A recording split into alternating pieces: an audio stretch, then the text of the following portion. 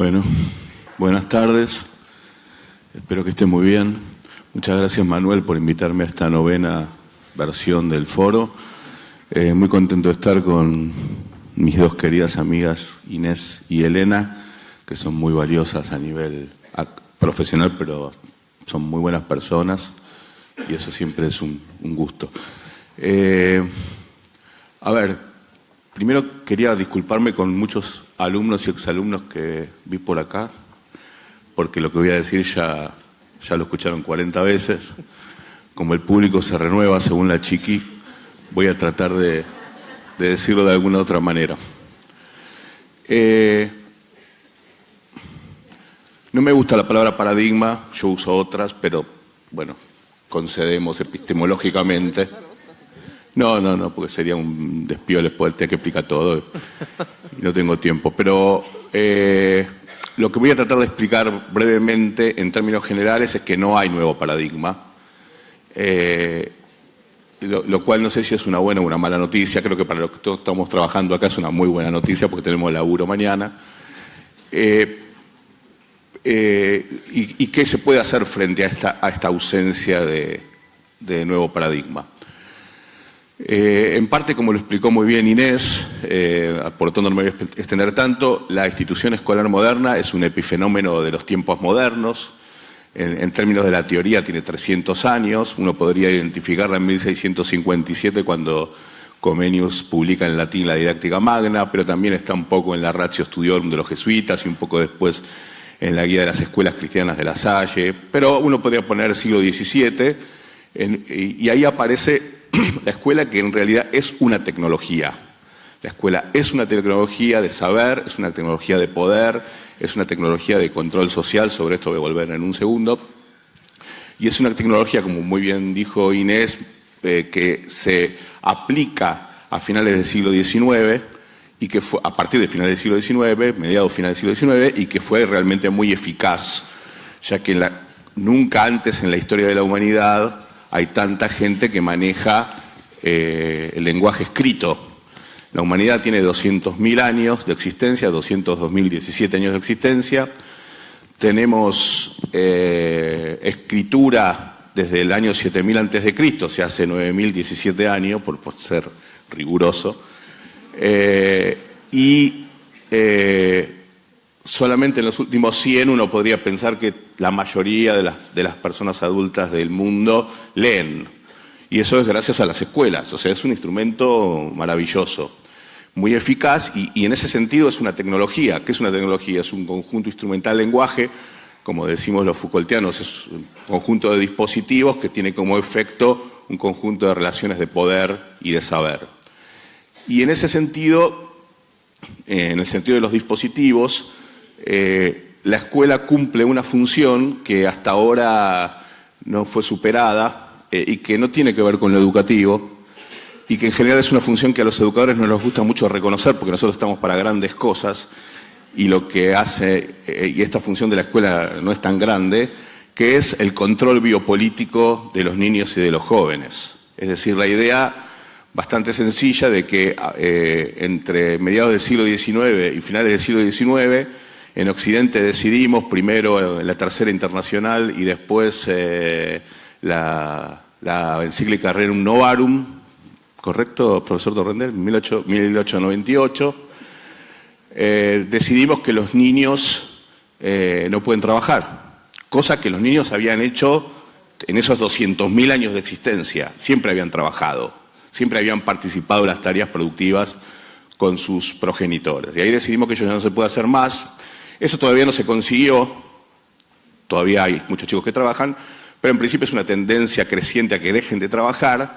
Y ahí hay un problema, porque como los chicos están obligados a no trabajar, pero sus progenitores que los tendrían que cuidar están obligados a trabajar para subsistir ellos mismos y para que subsistan sus hijos, entonces hace falta una tecnología, la escuela, que va a estar destinada a fijar esos cuerpos, esas personas, en determinados lugares para poder cuidarlas y para poder protegerlas. Ahí aparecemos nosotros, que somos las personas adultas que cuidamos a los hijos de otros adultos. Esa es nuestra función. Y tal es así el efecto de esta tecnología que cuando hay huelgas docentes, o cuando hay feriados largos, o cuando hay gripe A, ahí se genera un gran problema biopolítico en nuestra sociedad, que es qué hacemos con los chicos.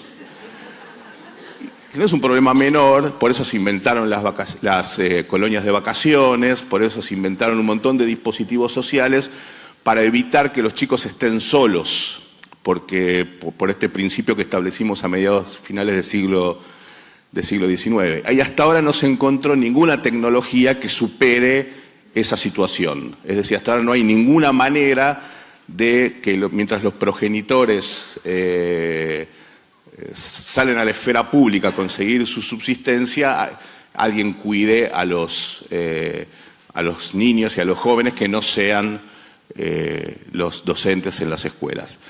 Este es un punto central. Hay otros puntos centrales que tienen que ver con esos dispositivos. Sería muy largo enunciar a todos, pero esa tecnología funciona en base... Voy a plantear tres muy importantes. El primero es la instrucción simultánea, o sea, un docente que enseña al mismo tiempo un mismo grupo de alumnos, a todos como si fuera uno y cada uno como si fueran todos, que la podemos variar de distinta manera, pero que finalmente termina siendo eso, y todo eso fijado por un currículum, por unos contenidos que ya están acotados y están predeterminados. La instrucción simultánea, que fue creada por La Salle en el siglo XVIII, es esta idea de la cuadrícula con el docente dando clase, que podemos hacer grupitos o que podemos hacer mesas redondas, pero que finalmente termina siendo ese esquema. Y es un esquema del cual es muy difícil zafar, por más que los docentes decimos yo cierro la puerta de mi aula y hago lo que quiero, lamento informarle, no haces lo que querés, porque ese dispositivo es muy rígido, porque hay unos contenidos que están establecidos, hay unos tiempos, hay unos espacios y hay unas relaciones sociales. Segundo elemento es que esa escuela nunca está aislada, siempre forma parte de una red de escuelas que tiene un control supraescolar.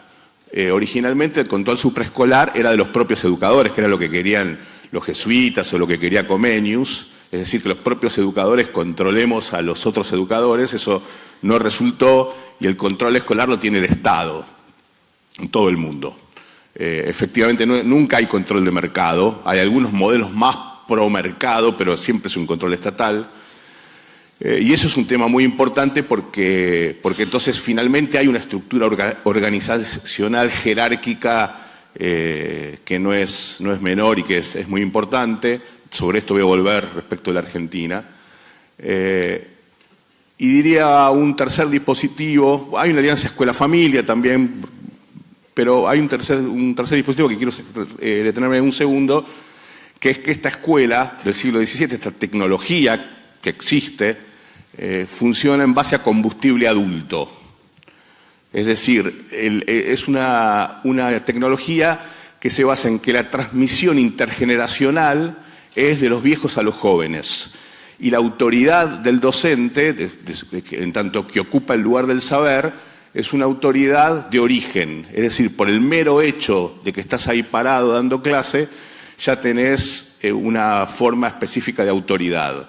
Después puedes hacer un montón de cosas para que se te deteriore esa autoridad, pero en principio la tenés, o la tenías, porque ya no la tenemos más. Entonces esta transmisión intergeneracional es el combustible de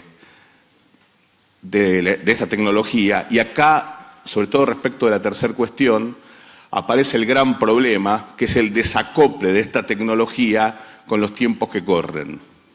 ¿Por qué desacople? Porque en nuestros países hay problemas para la legitimidad del Estado, política y financiera, que es la que gobierna los sistemas, pero en segundo lugar hay un problema con la transmisión intergeneracional, porque esas escuelas funcionaban bien en la época de lo que Margaret Mead llamaba culturas posfigurativas, es decir, las culturas de cambios muy lentos, muy estables, que entonces cuanto más experiencia ganabas, más viejo te hacías y más sabías.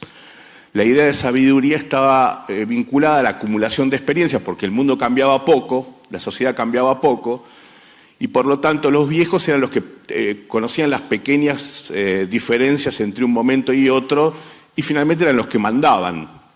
Margaret Mead explica muy bien que a partir de la Segunda Guerra Mundial, básicamente nuestra cultura se transforma en una cultura prefigurativa de cambios tan violentos, tecnológicos, pero también sociales y políticos, cambios tan pero tan violentos, que solo aquellos que se procesan en esos cambios son los que tienen capacidad para dirimir problemas y conflictos, y esos son básicamente los chicos y los jóvenes.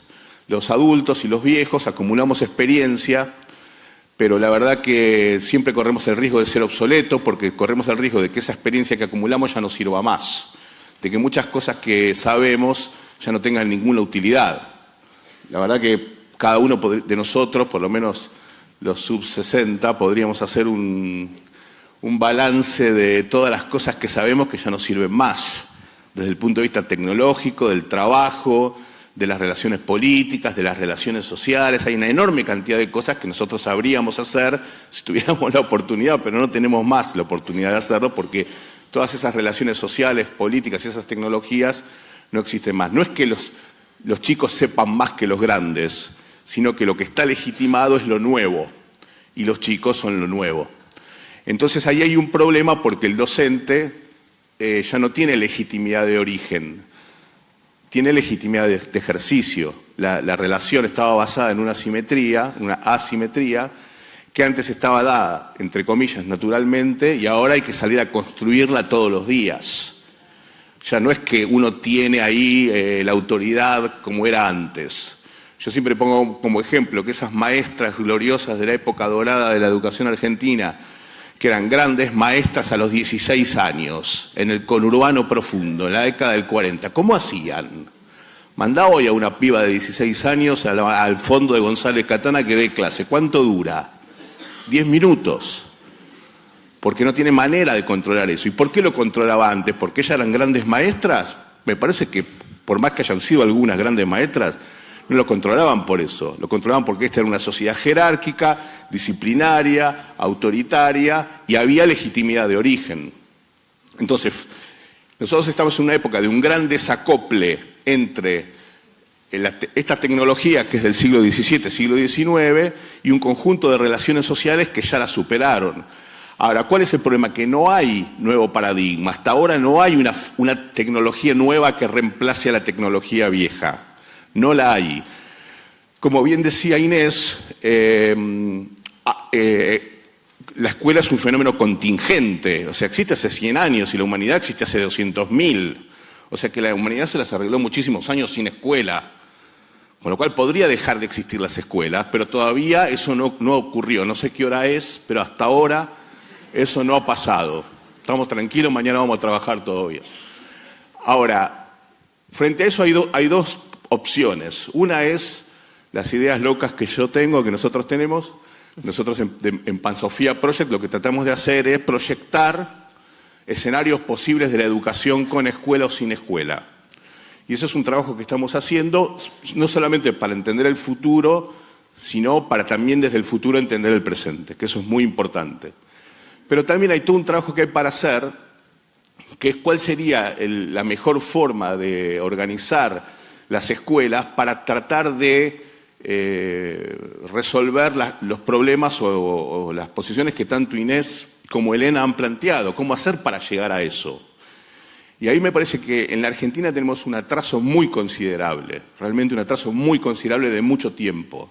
Nosotros tenemos una forma de organización del sistema educativo, 2 minutos, tenemos una forma de organización del sistema educativo en donde las escuelas son terminales burocráticas de los ministerios de educación, en donde hay una cadena de mandos o la vía jerárquica con la superioridad de todas esas palabras militares que todavía seguimos usando, que son propias de un sistema burocrático y piramidal que hace mucho tiempo funcionaba bien, en los años 30, en los años 40 funcionaba bien, porque eran pocas escuelas y porque además el sistema era mucho más efectivo porque tenía más capacidad política y más capacidad financiera.